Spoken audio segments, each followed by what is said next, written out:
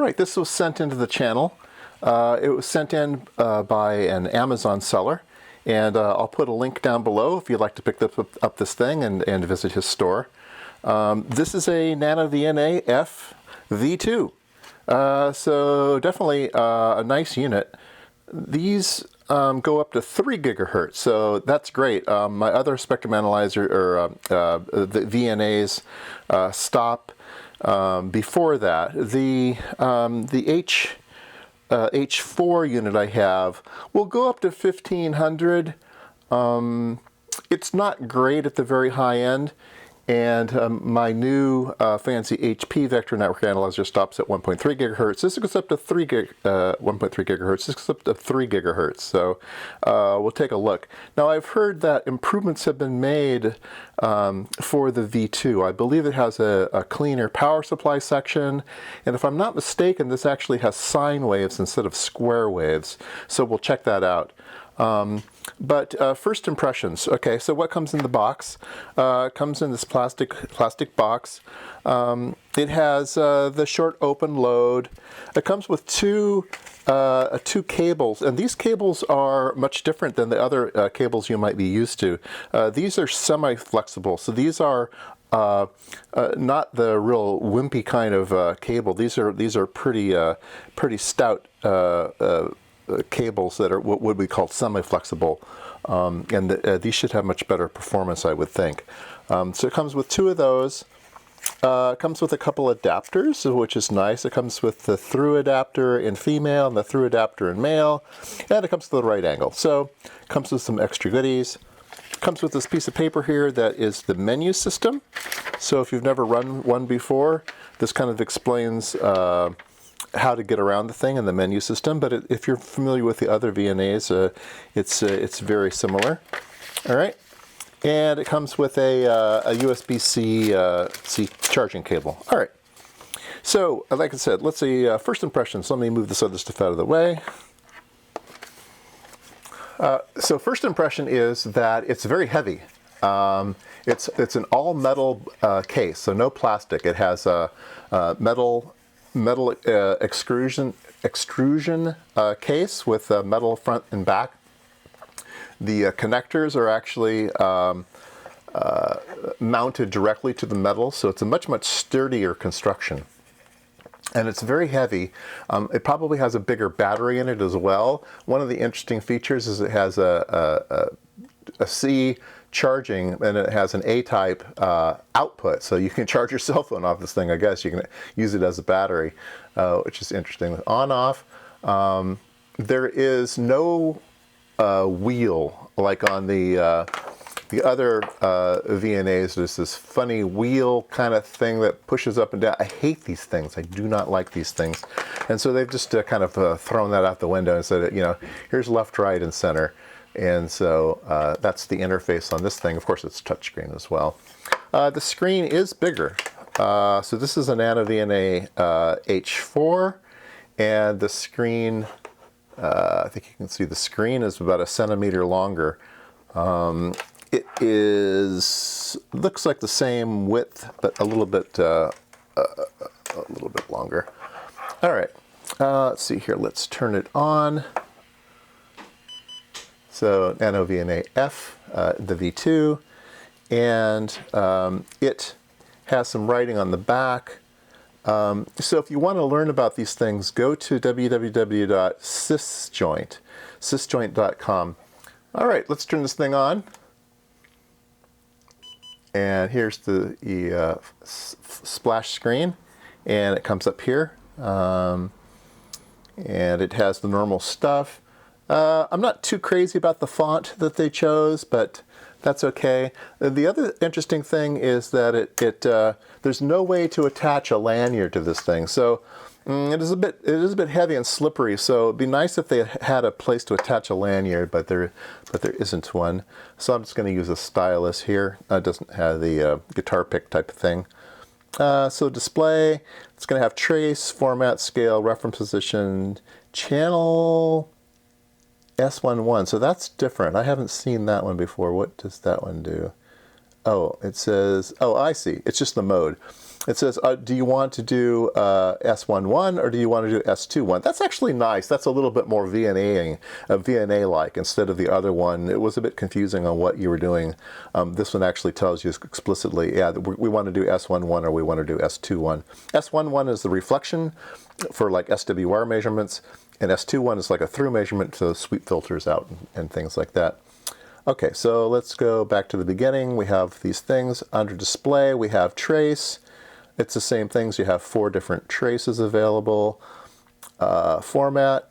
We have log mag, phase, delay, Smith. Smith either in imaginary coordinates or in inductance and capacitance direct measurement. SWR, Q factor, that's interesting. Polar, linear, real, imaginary, resistance, reactance. Yeah, this is more actual VNA type stuff. So they've paid a little bit more attention to this unit in its VNA capability. So that's nice. Let's see here, what else have we got? Let's go back. Format, scale. Okay, just normal scale stuff. Reference position. Yeah, all this is pretty standard stuff. All right, it has markers. Marker search, marker operations, drag on. Yeah, you can drag these things, drag the marker. If you like that, you can turn that on and off. Let's see here. Operations, start, stop, yeah, normal stuff. Stimulus, start, stop, center span, CW signal generator. Okay, that's all good stuff. Cal, normal stuff. Save recall, normal stuff. TDR, that's I think new. I think maybe the Dislord has that. I don't remember.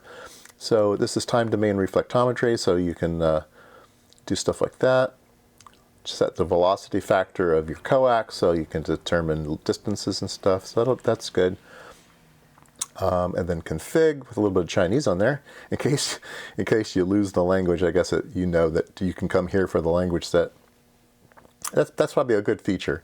Electric delay, LC match. That was in the Dislord software. Touch test, language brightness. Okay. Storage.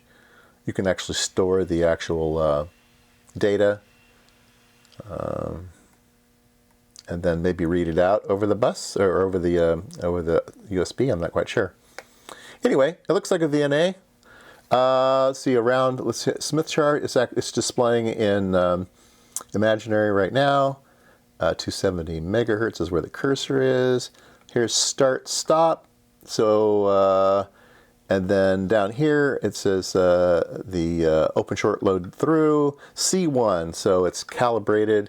I think you can store different calibrations, and so this has C1 in it.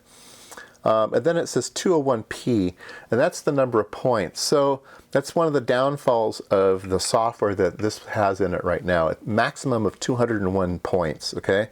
That's very, very similar to what you would get with a NanoVNA if you did not use the Dislord software. The Dislord software opens that up to 401, but the software as it comes with the actual unit is also 201 points.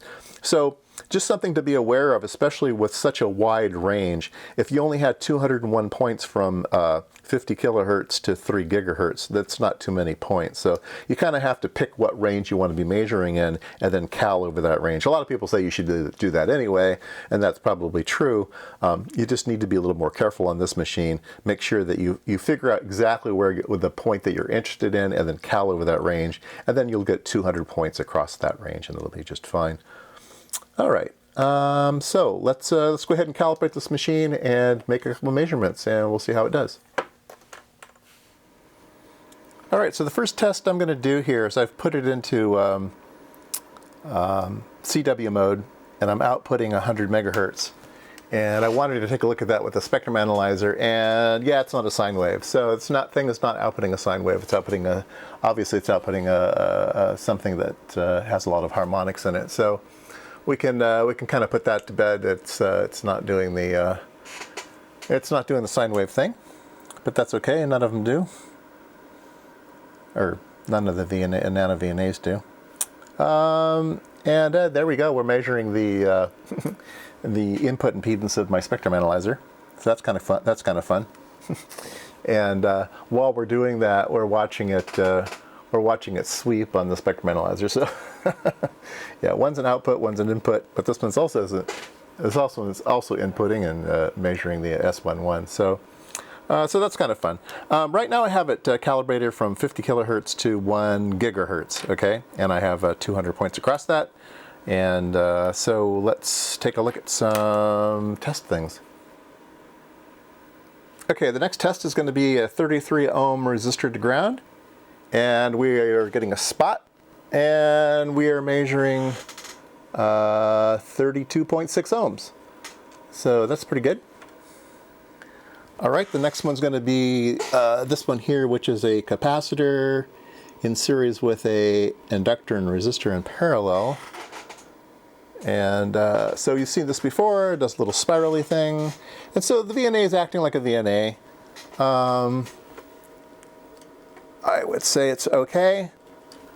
What I'm really curious, though, is whether, well, let's do one more test. So we've measured the output of it, and we've measured one resistor. We've measured some network. Those were all S11 measurements. Let's do an S21 measurement just to make sure it's operating that way correctly. There we go. There's our filter. You can see it spike there in the center.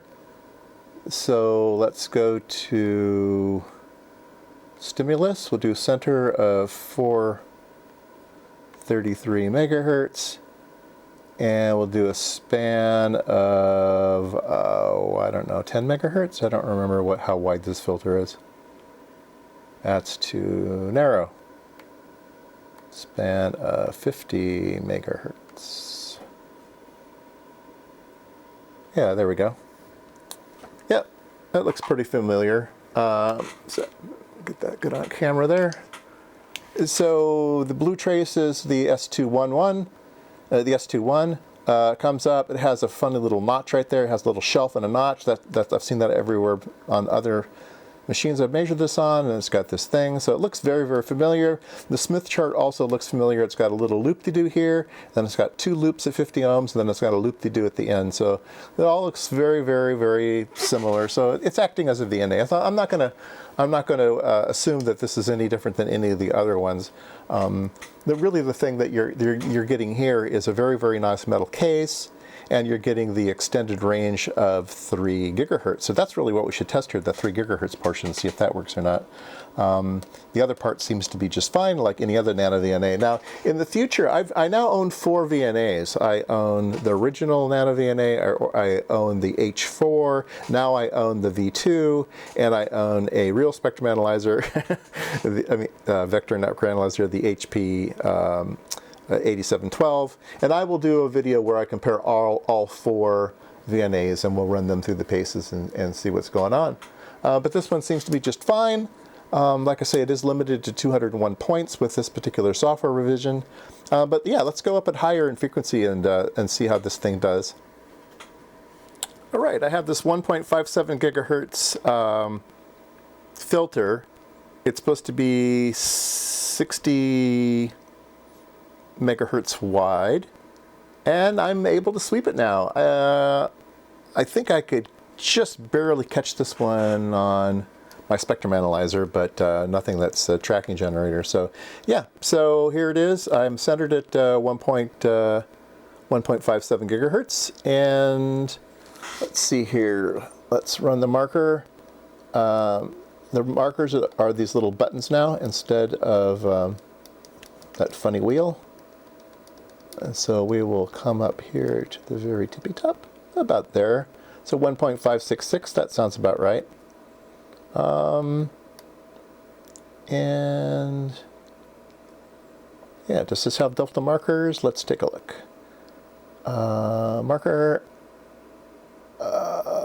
select search operations, center, start, stop, center, span. That's interesting. Oh, those are to move it to the maximum tracking. Okay, so we're going to search for maximum. Search left. let's see here, search right. Oh, I think it's searching on the Smith chart. So let's see here. We need to get to the. We need to get to this one. I'll just drag it. So yeah, 15.3. Yeah, it's about 60 megahertz wide. So there you go. So it seems to be fine at 1.57 gigahertz. Let's. I have something a little bit higher. Let's try the. Let's try my isolator, which is around 2.2 gigahertz isolator. So let me recal. I've caled this one for 1 to 2. Let me recal it for 2 to 3, and we'll try this thing out. All right, I have the isolator in here backwards, so it should be isolating. And yeah, we're getting a really nice dip. I am calibrated from. I'll keep the reflections off here. I'm calibrated from 2 to 3 gigahertz, and I'm getting a dip here at 2.25 gigahertz. So yeah, and it's a real big, wide, deep dip. It is 10, 20, 30, 40, 50 down. Yeah, wow, it's really narrow notch. So it's nice to have a machine that I can actually measure things around 2.2, 2.4 gigahertz. That'll be very useful. So yeah, nice addition to the lab. It's a little bit pricier than the other VNAs. What you get for it is a nice metal case, bigger screen. Like I said, it's more robust. Feels like it might have a heavier battery in it. I'm not sure about that, or whether it just consumes more power. Also, I don't know about the battery life. But yeah, I think it's a pretty nice instrument. And yeah, if you're interested, like I said, link down below, and there you go. Now I have four VNAs. All right, couldn't stop there. Had to have a quick look inside. So I took 4 screws out, and we can just slide the whole thing out from this side. And this is just the big metal case. And this side is nothing but display. And this side is nothing but battery. So it does have a giant battery in it. It has a 19 watt-hour battery, 3.7 volts. So yeah, pretty big. And you can see a little, what is that? Oh, I'm not sure what everything is here. There's an inductor here. This is the power supply coming in, so that's probably a DC to DC converter. And then under there are some metal cans. So everything looks RF shielded. Yeah, there's 2 metal cans on each side, so there's at least 4 metal cans, maybe if not more. So yeah, looks very well constructed, very well done. Nothing cheap about it. So yeah, there you go. Giant battery, as I suspected, because it was definitely heavy, and nice giant display. So all right, there you go.